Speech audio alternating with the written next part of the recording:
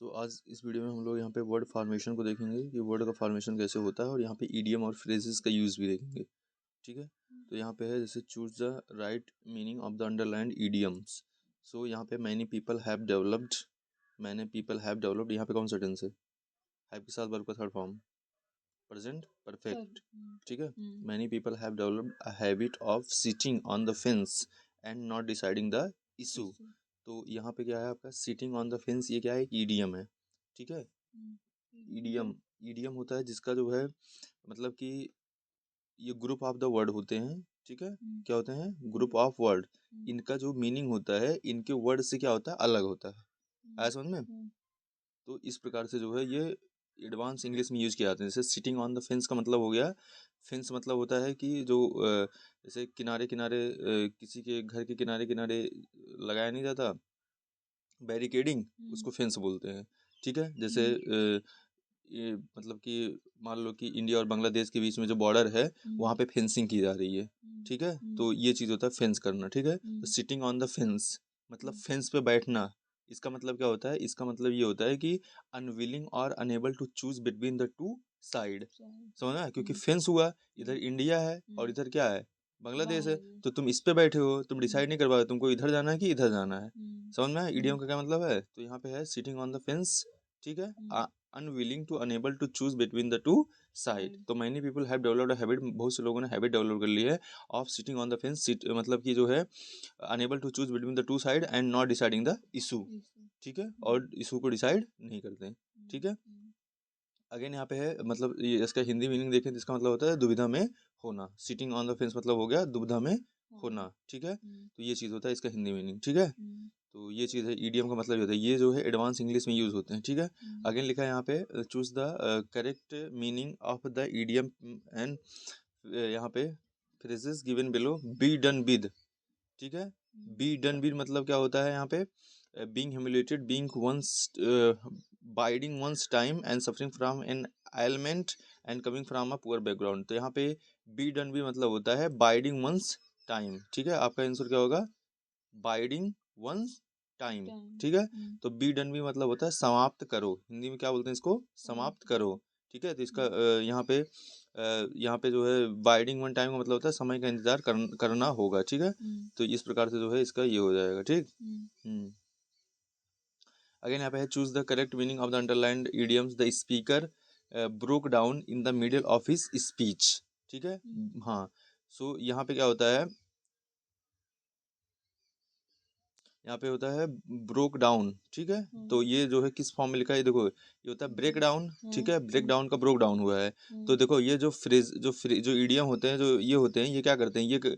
मतलब सीधे जो है आपके वर्ब का भी काम करते हैं ईडियम फ्रेजेस। ठीक है, वर्ब का भी काम करते हैं। तो यहाँ पे अब देखो द स्पीकर, ये आपका जो है यहाँ पे सब्जेक्ट है। ठीक है, और यहाँ पे क्या है? मतलब कि आपका ये एक वर्ब की तरह काम कर रहा है। ठीक है, तो यहाँ पे ये कैसा है? पास्ट इंफिनिट है। ठीक है, तो यहाँ पे आंसर क्या हो जाएगा? इसका आंसर हो जाएगा स्टॉप्ड मिडवे, मतलब वो स्पीकर आधे ही मतलब कि बीच में ही रुक गया। समझ में आया? वैसे बोलते बोलते बीच में रुक गया। तो speaker broke down in the middle of his speech. ठीक है, हाँ, तो ब्रोक डाउन मतलब हो गया टूट गया। ठीक है, या स्टॉप मिडवे या बीच में ही रुक गया। ठीक है, ब्रोक डाउन मतलब होता है क्या? टूट गया जाना। ठीक है, नेक्स्ट यहाँ पे देखते हैं choose the option which nearly means the same as the underlined idioms. He bids fair to rival his father as a lawyer. ठीक है, ही बिड्स फेयर मतलब होता है यहाँ पे ट्राइंग वेरी हार्ड। ठीक है, he trying very hard to rival his father as a lawyer. ठीक है, तो यहाँ पे क्या होगा? इसका इडियम का मतलब होता है बिड्स फेयर मतलब होता है संभावित दिखाना।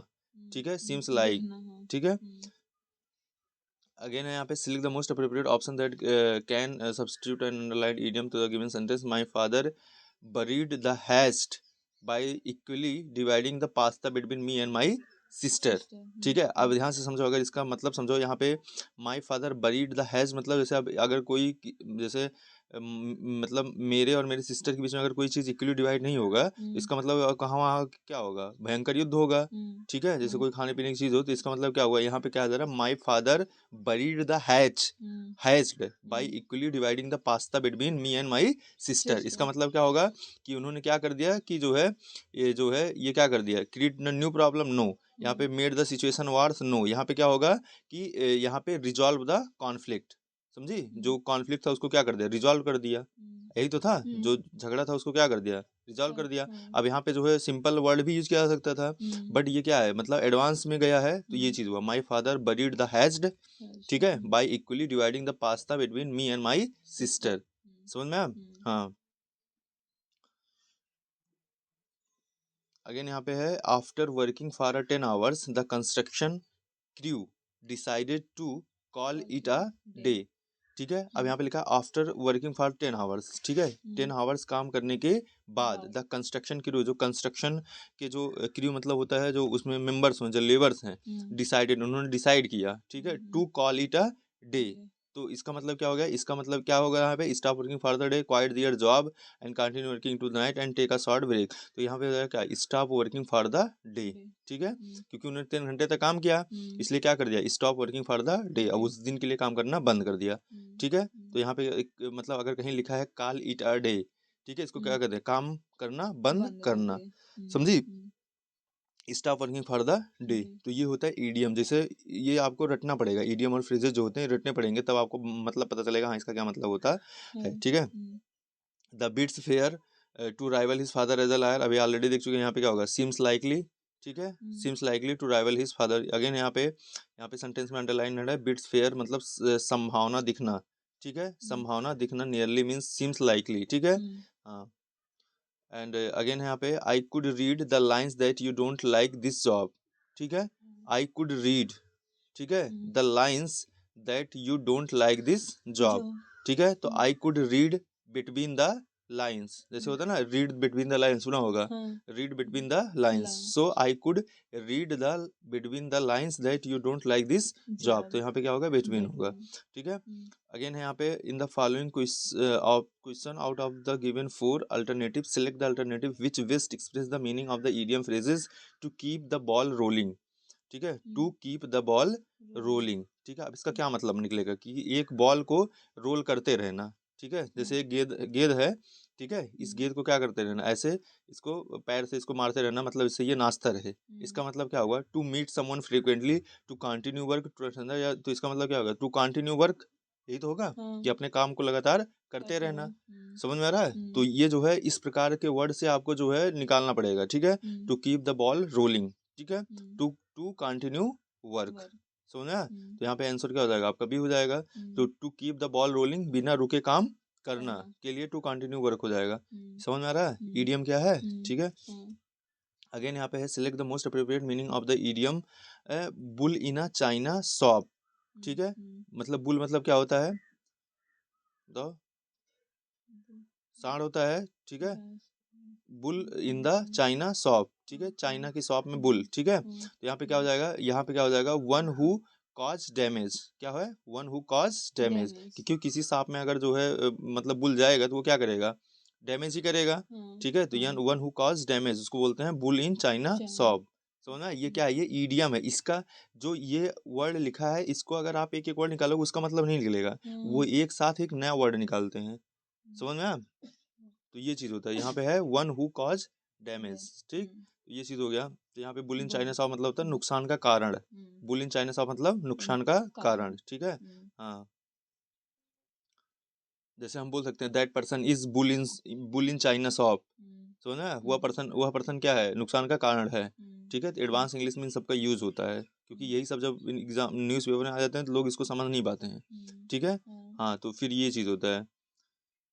अगेन है एट वंस फिंगर टिप, अब कहते हैं नहीं, ये तो उसके जो है उंगलियों पे रट्टा जैसे होता है, नहीं कहते हैं उंगलियों पे उसके रखा है, अगर उससे कुछ पूछे जैसे उसी उंगली पे होता है, तो ऐसे है यहाँ पे एट वंस फिंगर टिप मतलब क्या हो गया कि जो है यहाँ पे क्या हो गया, इजिली एवाई लेवल, समझना, क्या हो जाएगा, इजिली एवाई लेवल, ठीक है। तो इस प्रकार से जो है हम इसको कर सकते हैं। यहाँ पे मतलब आसानी से उपलब्ध होना, एट वंस फिंगर टिप मतलब आसानी से उपलब्ध होना, ठीक है। अगेन यहाँ पे select the most appropriate idiom of the given meaning, a very small part of the something big और द होल, ठीक है, किसी किसी मतलब बड़ी चीज का छोटा सा पार्ट उसको क्या बोलते हैं, a drop in the bucket, कहते नहीं है, बकेट मतलब क्या होता है, बाल्टी होता है, ठीक है, और ड्रॉप मतलब क्या होता है, बूंद होता है, ठीक है, बाल्टी में एक बूंद, ठीक है, a drop in the bucket, ठीक, ये हो गया।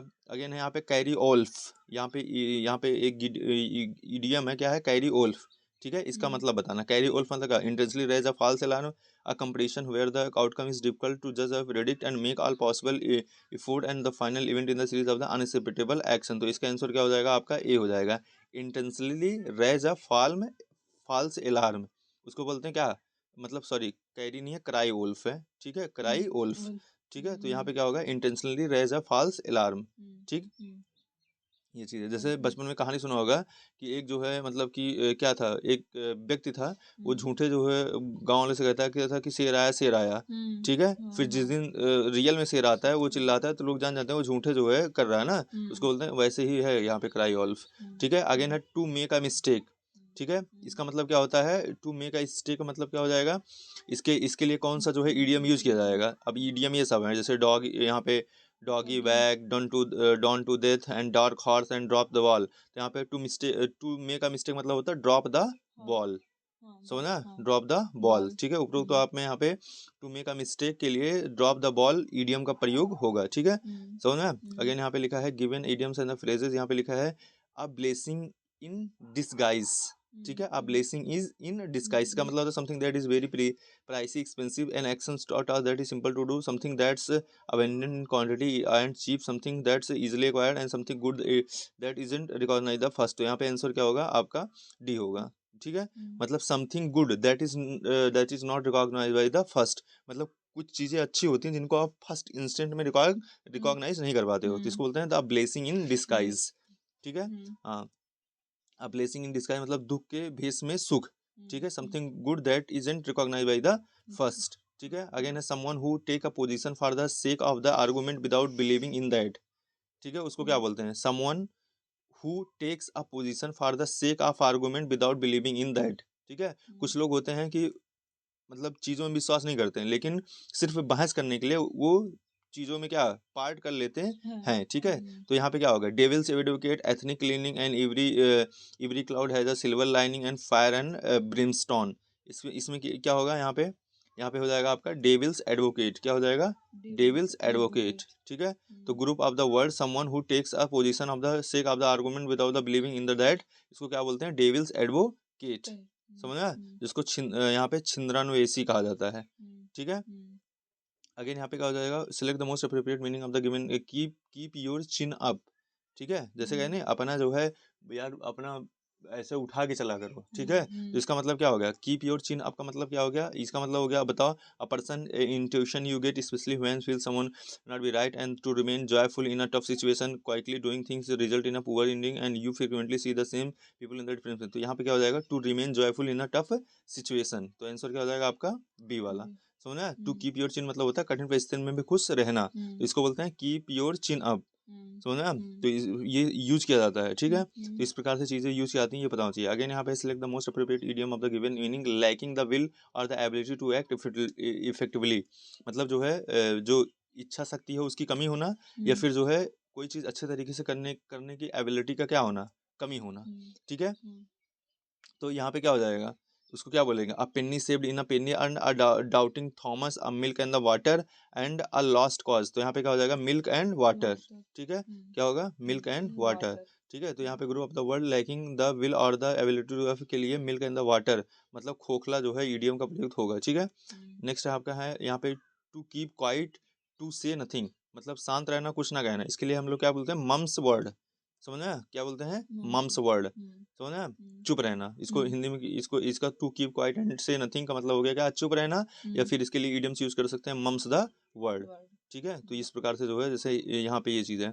अगेन यहाँ पे a person should not make plans based on the assumptions because things may not turn out how they expect. इसके लिए क्या होगा, देखो लिखा है a person should not make plans based on the assumptions, एक व्यक्ति को एजम्पशन के बेसिस से प्लान नहीं बनाना चाहिए, क्योंकि things may not turn out how they expect, क्योंकि चीजें वैसा नहीं होती जैसा हम एक्सपेक्ट करते हैं, ठीक है। तो यहाँ पे इसका जो है इडियम क्या होगा, don't count your chickens before they hatch and don't look a gift horse in the mouth and drawing a blank and down to the wire. तो यहाँ पे क्या होगा, देखो यहाँ पे क्या, डोंट काउंट योर चिकन्स, ठीक है, बिफोर दे हैच, जब तक वो जो है हैच मतलब होता है जो अंडा होता है, जब तक अंडे से बाहर नहीं आ जाते तब तक आप अपने चिकन मतलब होता है मुर्गी के जो बच्चे होते हैं उनको काउंट मत करो, समझ में आया? जैसे मान लो तुम्हारे पास जो है यहाँ पे अंडे हैं, कई अंडे हैं, अब तुमने काउंट कर लिया कि जितने अंडे उतने मुर्गी हैं, ये पॉसिबल नहीं है, क्योंकि कुछ यहाँ पे मुर्गियां क्या हो सकती हैं, उनकी डेथ हो सकती है, समझ में आया? कुछ इजीली तरीके से हैच नहीं होते हैं। हैच मतलब होता है जब यहाँ से बच्चे बाहर निकल के आते हैं, उसको हैच बोलते हैं, नहीं समझ में आया? तो इसलिए ये कहा जा रहा है कि ये नहीं कर लो कि तुमने 9 अंडे देखे, तुमने 9 मुर्गियां काउंट कर ली, समझा? तो ये चीजें हैं, ठीक।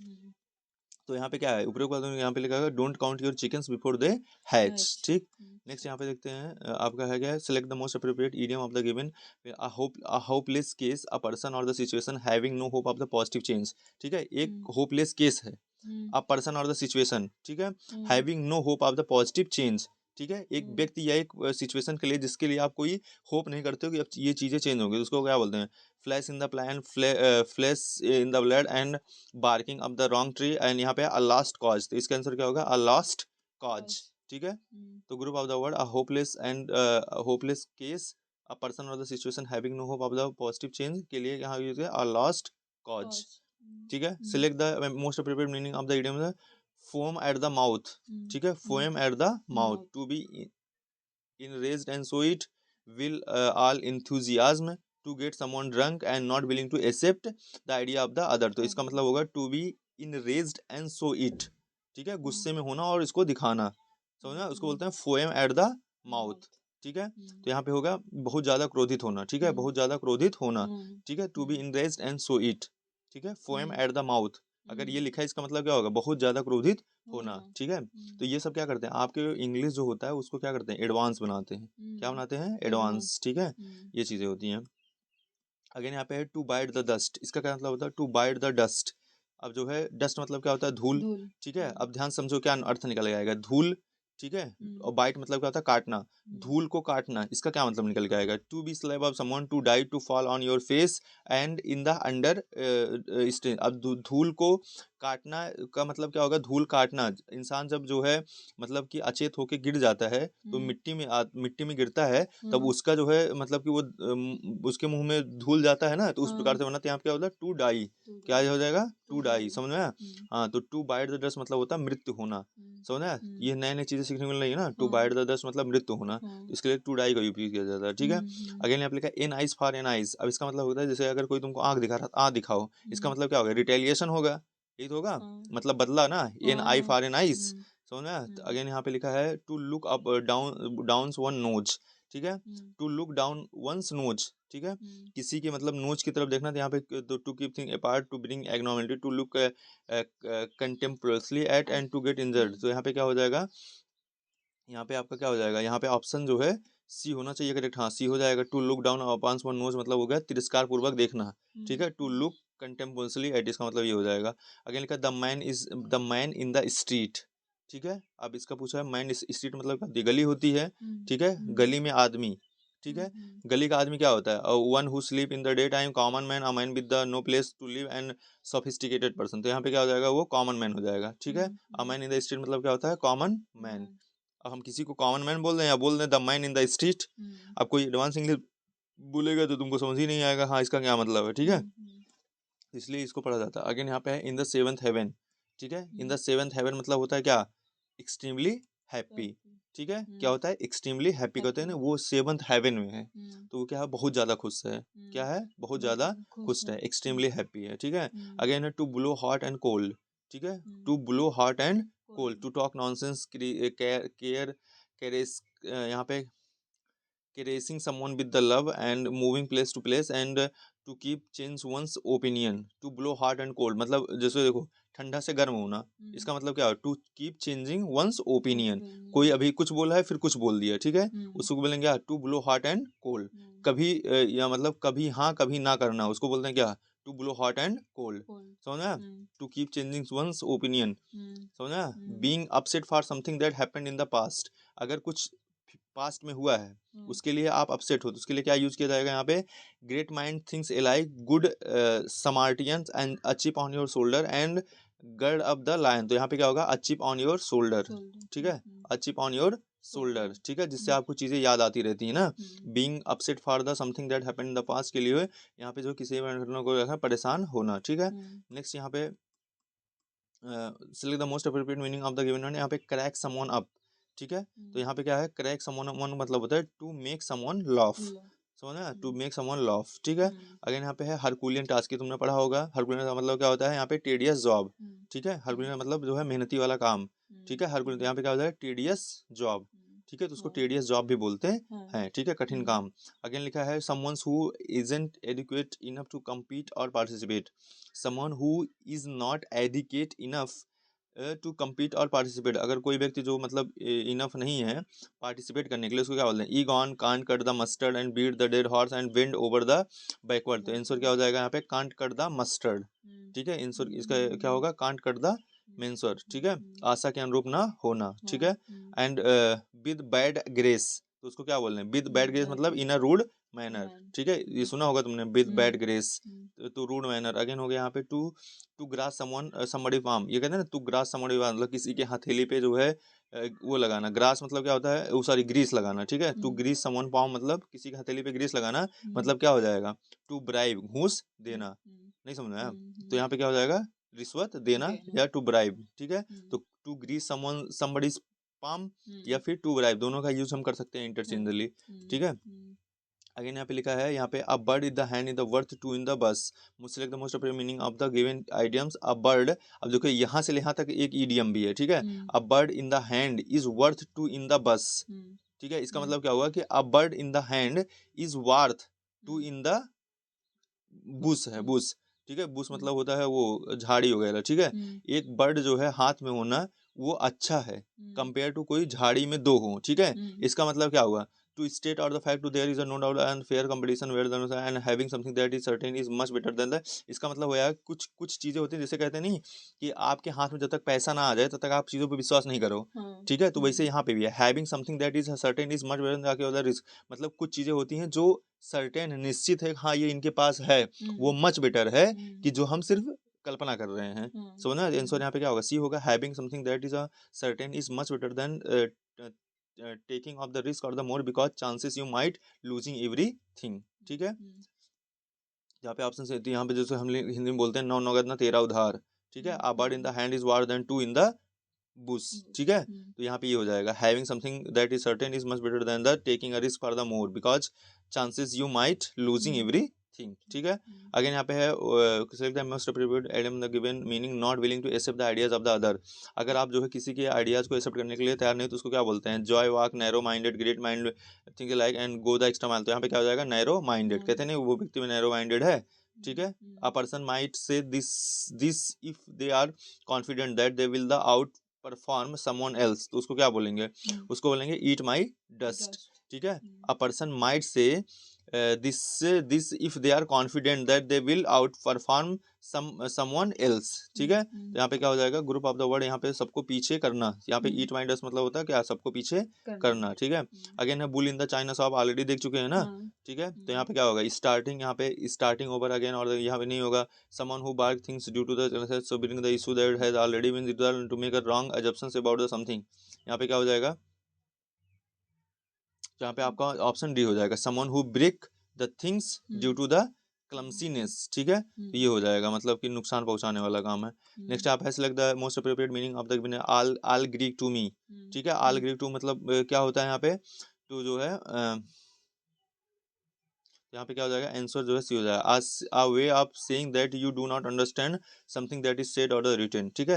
एक मतलब कहने का तरीका, अगर कोई चीज ग्रीक में लिखा हो, जैसे कहते हैं मुझे तो हर चीज ग्रीक में दिख रहा है, ग्रीक तो तुमको आती नहीं, तो ये मतलब क्या हो गया, a way of saying, ठीक है, एक कहने का तरीका, that do not understand something और दैट इज रिटन, तो मतलब जो है जो कि ना तो समझ में आए, ठीक है, इस प्रकार से है। In the long run it is a better to teach a person how to do something than to do that something for the them, इसका मतलब क्या हो जाएगा, यहाँ पे क्या हो जाएगा, give a man a fish, ठीक है, give a man a fish in the long run it is better to teach a person how to do something than to do that something for the them, ठीक है, मतलब कह रहा है कि long run के लिए लोगों को ये जो है लोग के लिए कुछ करने से बेटर उनको बताओ कैसे किया जाता है। तो ये मतलब क्या हो जाएगा, give a man a fish. ठीक है, किसी व्यक्ति को पैसा देने के बजाय उसे पैसे कमाने का तरीका सिखाना। ठीक है, अगेन यहाँ पे इंक्लूडिंग नियरली एवरीथिंग पॉसिबल।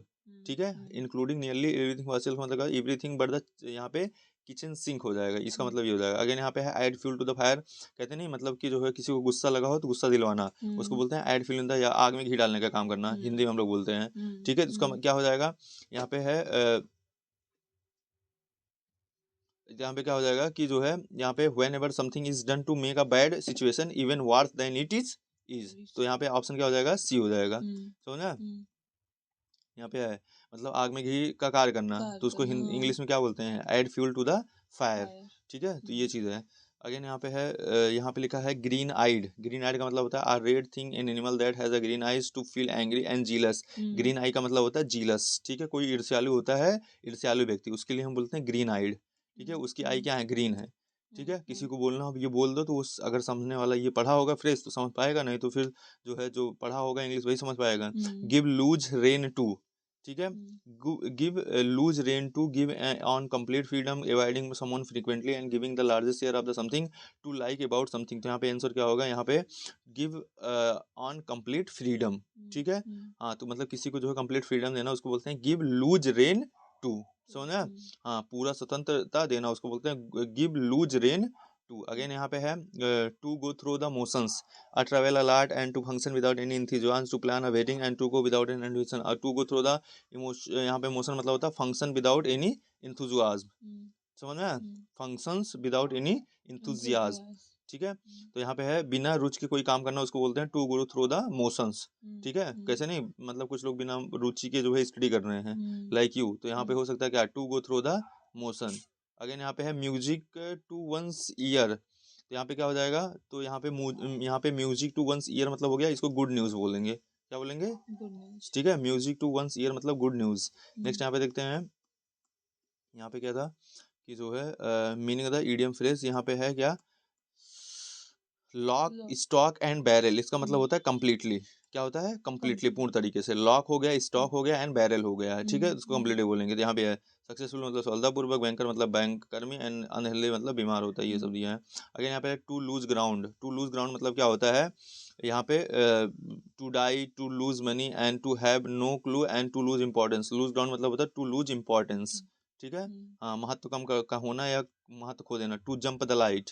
ठीक है, to be very happy, to violate the traffic rule, to restrain the order, to miss an opportunity. तो टू जंप द लाइट मतलब क्या होगा, to violate the traffic rule. ठीक है, ये चीज हो गया। अगेन यहाँ पे लिखा है टू मैरी अ फॉर्चून। ठीक है, टू मैरी अ फॉर्चून मतलब क्या हो गया यहाँ पे, to marry a rich or girl or boy. ठीक है, अगेन है to foam at mouth, already हम लोग देख चुके हैं। ठीक है, क्या है, टू यहाँ पे जो है क्या है, एक्सट्रीमली एंग्री ना, टू बी एक्सट्रीमली एंग्री। ठीक है, ऑप्शन बी करेक्ट हो जाएगा। अगेन यहाँ पे हाई एंड माइटी। ठीक है, इसके मतलब क्या होता है, एरोगेंट होता है। अगर कोई व्यक्ति एरोगेंट है उसके लिए हम हाई एंड माइटी का यूज कर सकते हैं। ठीक है, एरोगेंट मतलब जैसे वो जिसके अंदर एरोगेंसी होती है, ईगो की भावना होती है, उसको बोलते हैं। ठीक है, घमंडी। अगेन यहाँ पे है to cut the Gordian knot, तो इसका मतलब हो गया टू सॉल्व द डिफिकल्टी। ठीक है, हाँ किसी कठिन चीज को सॉल्व करना उसको बोलते हैं टू द गॉर्डियन नॉट। ठीक है, and B on the bread line. ठीक है, B on the bread line मतलब क्या होगा, टू बी वेरी पुअर। ठीक है, तो to be on the bread line मतलब to be very poor. Again यहाँ पे लिखा है लॉयन हार्टेड मतलब क्या हो जाएगा, ब्रेव। अगर कोई लॉयन हार्टेड इसका मतलब वो क्या है, ब्रेव है। समझ में, तो इस प्रकार से जो है हम यहाँ पे यूज कर सकते हैं। नेक्स्ट यहाँ पे देखते हैं टू कूल वन हील। ठीक है, टू कूल वन हील का मतलब क्या हो जाएगा, to wait for a very long time. ठीक है, to wait for a very long time. ठीक है, हाँ अगेन यहाँ पे है stir up the hornet's nest, इसका मतलब होगा टू कॉज ट्रेवल। ठीक है, किसी चीज में परेशानी उत्पन्न करना या होना। ठीक है, अगेन यहाँ पे है बाई फिट एंड स्टार्ट, इसका मतलब क्या हो गया, इरेगुलरली। ठीक है, हाँ रुक रुक कर या अनियमित रूप से, जैसे हम लोग पढ़ाई कर रहे हैं। And to wipe the slate clean, to wipe the slate clean मतलब क्या होगा, to start a new and the better way for behaving.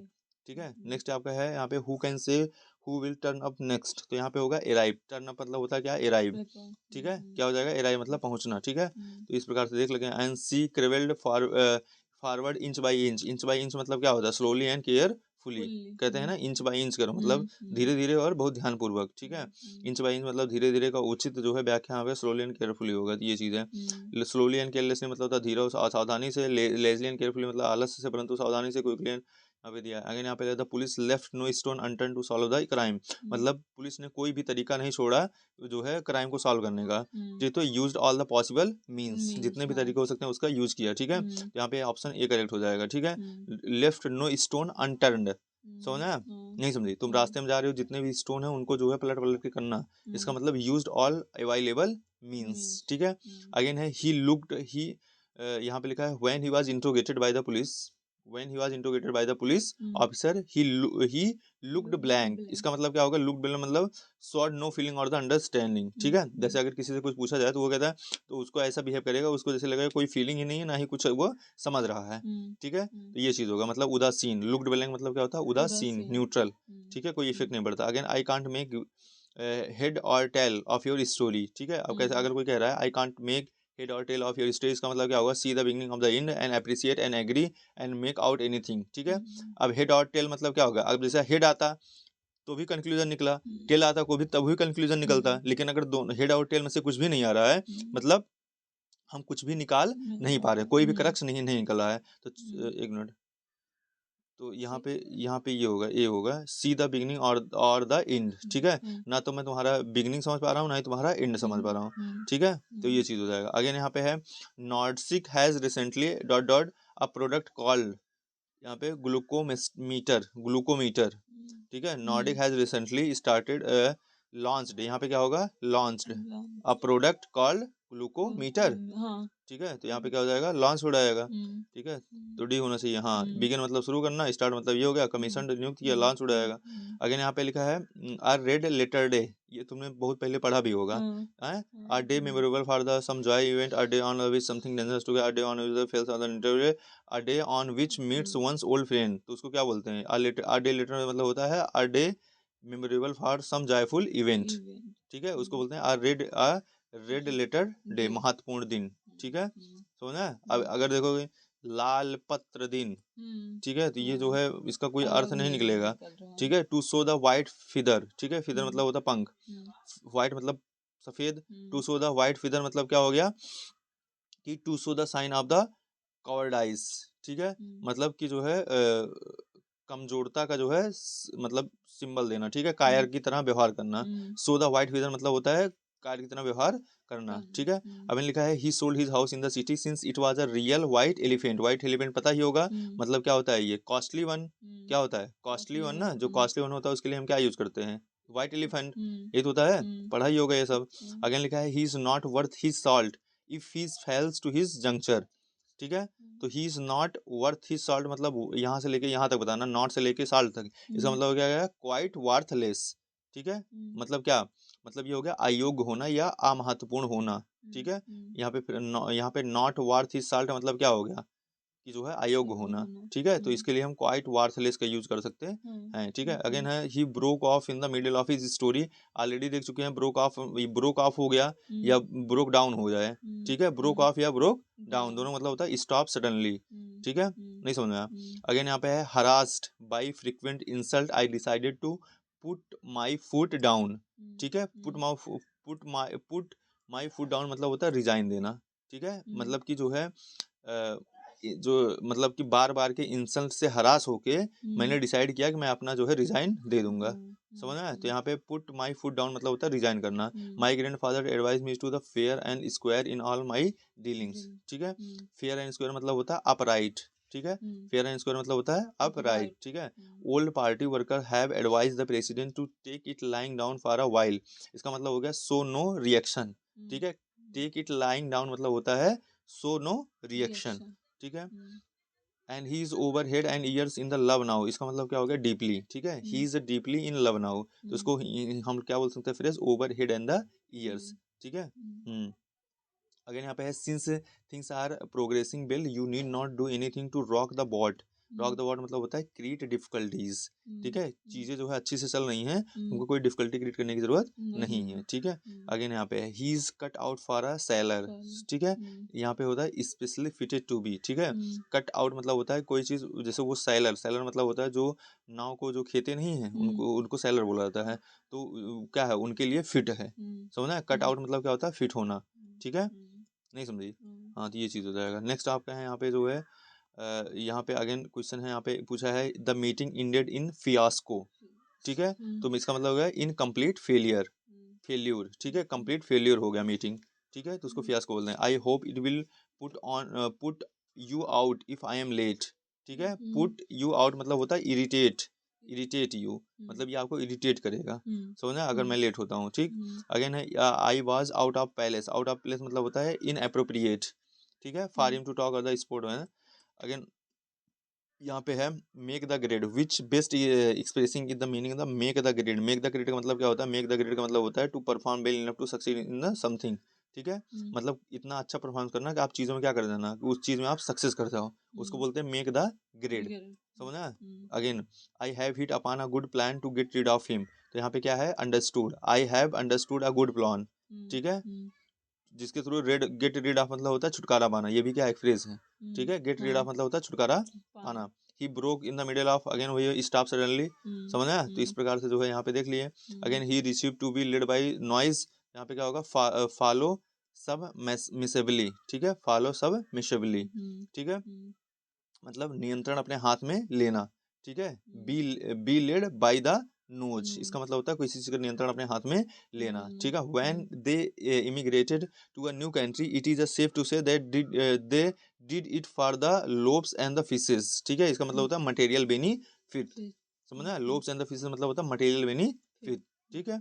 Again on cloud 9, इसका मतलब होता है टू बी वेरी हैप्पी, ठीक है, या सेवंथ हेवन हो गया या ऑन क्लाउड 9 हो गया, इसका मतलब होता है क्या, टू बी वेरी हैप्पी, ठीक है। तो ये सब जो है फ्रेजल है। For the hell of it, hell of it मतलब जस्ट फॉर द फन, ठीक है, जस्ट फॉर फन, सिर्फ मजाक के लिए, ठीक है। अगेन यहाँ पे है to look down upon, to look down upon मतलब होता है टू स्कॉर्न एट, ठीक है, टू स्कॉर्न एट मतलब जो है तिरस्कार करना, टू लुक डाउन अपॉन मतलब होता है क्या, तिरस्कार करना, ठीक है, या फिर उसके लिए है टू स्कॉर्न एट, ठीक है। अगेन है to pull string, to act as a mediator, to tighten up and to become alert and to manipulate, इसका बताओ। टू पुल स्ट्रिंग मतलब क्या होगा,